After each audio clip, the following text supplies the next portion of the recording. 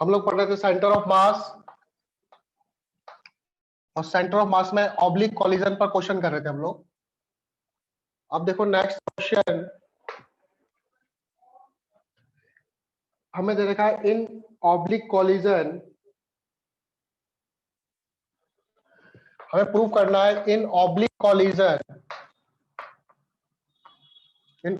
Collision of in oblique collision if identical balls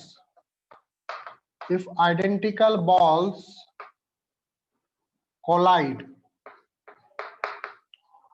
identical balls के बीच में collision हो रहा है, such that one ball is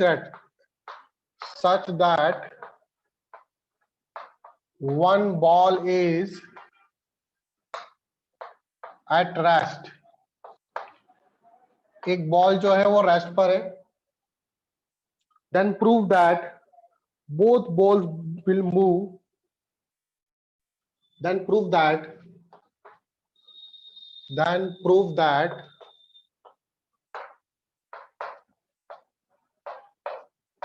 both balls will move mutually perpendicular to each other। Question समझ में आया आप लोगों को? दो आइडेंटिकल बॉल से एक बॉल रेस्ट पर है, दूसरी बॉल मूव करते हुए उससे कोलिजन हो रहा है, तो हमें प्रूव करना है कि दोनों बॉल एक दूसरे के परपेंडिकुलर मूव करेगी।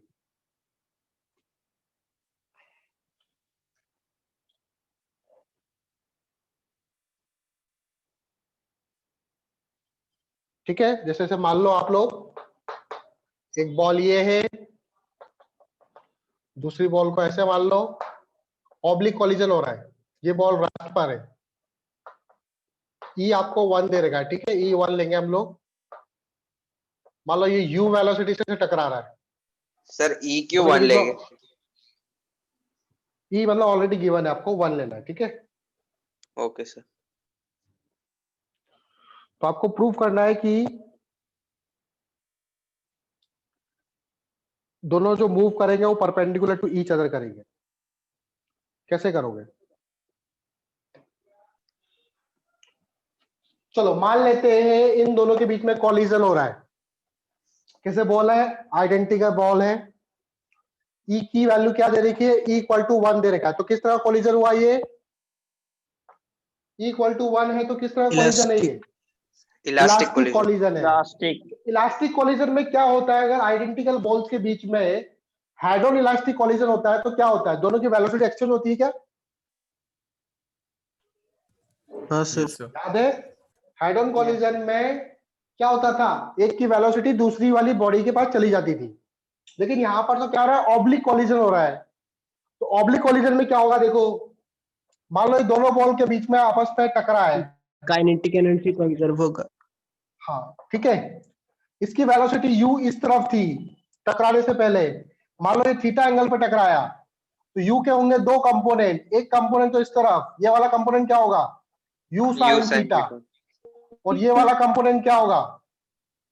ये वाला कंपोनेंट u cos थीटा होगा। ये आपका लाइन ऑफ इंपैक्ट। टकराने के बाद आफ्टर कॉलिजन ये वाली बॉल, ये तो रेस्ट पे थी, तो देखो ये कॉलिजन किस तरह का हो रहा है? हेड ऑन कॉलिजन हो रहा है। तो इसकी velocity along line of impact ये क्या हो जाएगी? ये रेस्ट पे था, तो ये तो ये आगे मूव करने लग जाएगा, और ये वाली बॉल ये u sin थीटा से ही मूव करती रहेगी। इसका ये वाला कंपोनेंट लाइन ऑफ इंपैक्ट के अलोंग वाला जो कंपोनेंट है वो क्या हो जाएगा? 0 हो जाएगा। बात समझ में आ रही है? Yes sir. के पास ये वाली वेलोसिटी रह जाएगी u sin थीटा, और ये इसका ये वाली जो वेलोसिटी है u cos थीटा, वो क्या हो जाएगा? सर आप म्यूट हो गए। म्यूट हो गए।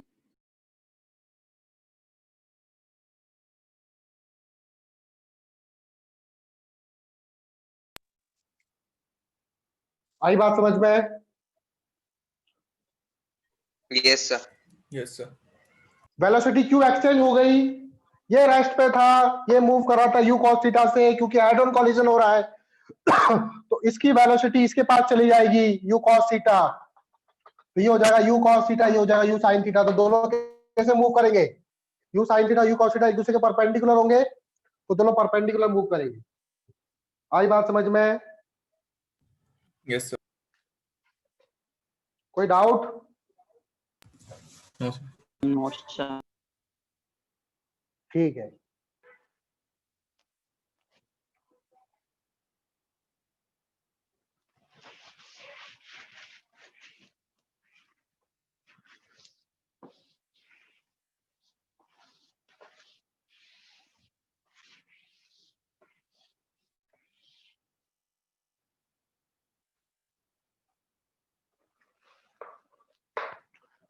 मेरे को एक इंक्लाइंड प्लेन दे रखा है इस तरह से,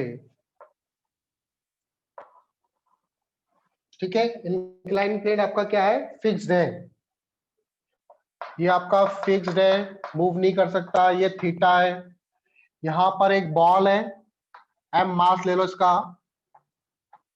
इस बॉल को मैंने रिलीज किया, ये बॉल आएगी, इससे टकराएगी, और टकराने के बाद ये बॉल हॉरिजॉन्टल जा रही है, ऐसा हमको गिवन है।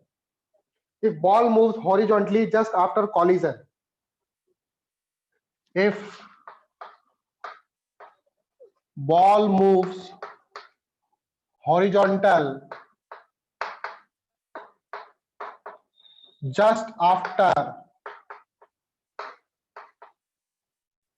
collision, टकराने के बाद बॉल हॉरिजॉन्टली मूव कर रही है, तो बताओ E की वैल्यू क्या होगी?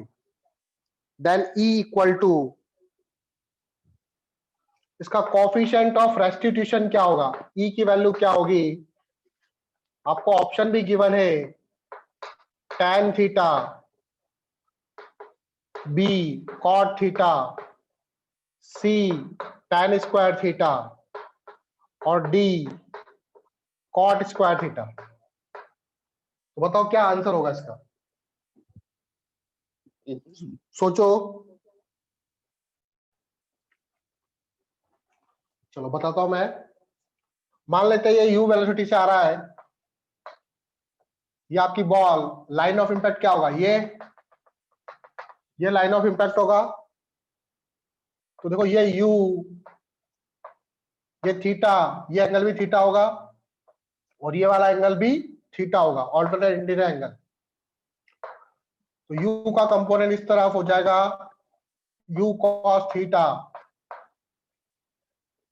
और u का कंपोनेंट इस तरफ हो जाएगा u sin थीटा। v का कंपोनेंट v इस तरफ है, इस तरफ कंपोनेंट होगा v cos थीटा, और इस तरफ कंपोनेंट होगा आपका v sin थीटा। ठीक है।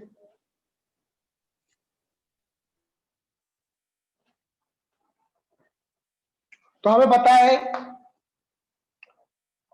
लाइन ऑफ इंपैक्ट ये है, तो देखो ये v cos थीटा और u sin थीटा सेम ही रहेगा।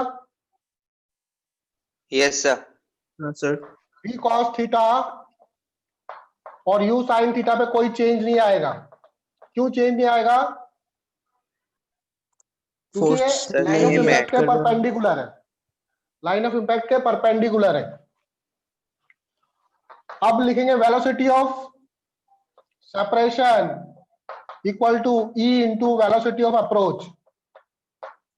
सेपरेशन की वेलोसिटी क्या है? ये जो रेस्ट पे था, ये v sin थीटा से मूव कर रहा है, तो v sin theta into E velocity of approach क्या है?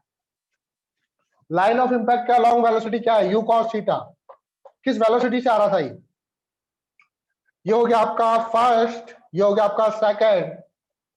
सेकंड को डिवाइड कर दो फर्स्ट से, v से v कैंसिल हो जाएगा, sin theta by cos theta, tan theta हो जाएगा, और ये cos theta by sin theta. तो sin बाय cos क्या होता है? tan, 1 बाय tan हो जाएगा। ई की वैल्यू आएगी tan स्क्वायर थीटा। तो ऑप्शन सी आपका राइट है। आया समझ में? Yes sir. चलो अगला सवाल। अभी तो 2 मिनट है, क्वेश्चन लिख देता हूं।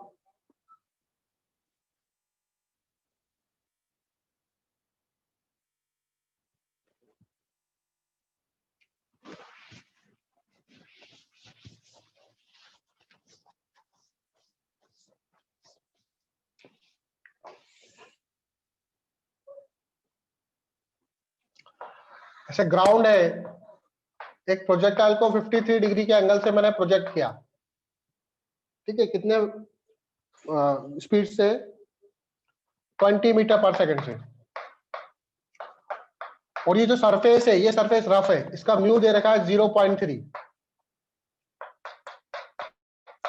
जो सरफेस है वो रफ है, जी की वैल्यू दे रखी है आपको, जी नीचे लग रहा है 10 मीटर पर सेकंड स्क्वायर।